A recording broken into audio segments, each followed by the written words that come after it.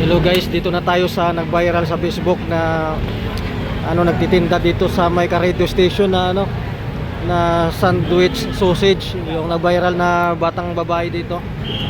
Pero hindi siya ang andito guys, yung kasama niya lang, naabutan natin kanina eh. Pero umalis din. Ito yung sitwasyon dito guys, napakadaming tao, pila-pila.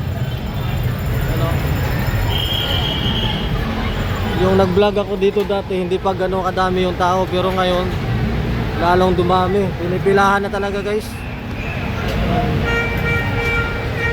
Lalong pinilahan yung na-vlog dito ni ni Kapod Trip. Isipin nyo, 29 million views. Isipin nyo, 29 million views si si Kapod Trip dito. Kaya lalong sumikat itong na ito. Yung sandwich sausage. May nakakilala sa atin, shoutout kay ate. Yan grabe. Sa halagang 50 pesos guys, makabili na kayo ng sausage sausage sandwich. Meron ding hotdog. Pili lang kayo kung hotdog ba o sausage yung bilhin nyo. Napakadaming cheese guys. Hindi pala totoo na sa mga vlogger lang yung madaming cheese na nilagay.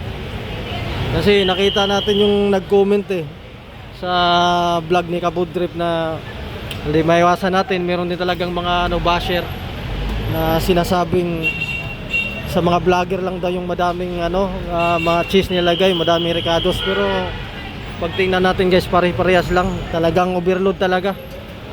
Yan, busy sila dito. Ipakita ko lang sa inyo yung pila. Grabing daming pila. Wala yung nagtrending na babae, siguro may pasok sa school. Kaya may pasok sa school yun yung nagtrending na babae, kaya sila muna dito. Yan, sa mga gustong pumunta, dito lang to sa ilalim ng Carriedo Station, dito sa may Quiapo. Punta na kayo dito guys, napaka dito. Napakasulit yung 50 pesos nyo. Yun yung lutuan guys, so dito nila niluluto guys. Medyo okay yung ngayon, yung mantika, kasi yung vlog ni Kapod Trip medyo, at sa ibang vlogger medyo maitim siguro dahil sa madaming niluluto na, sa dami. Itim talaga yun. Pero ngayon maganda na yung ngayon, mantika, puting-puti na. Okay, so nakakatakam panoorin guys. Punta na kayo dito, punta na.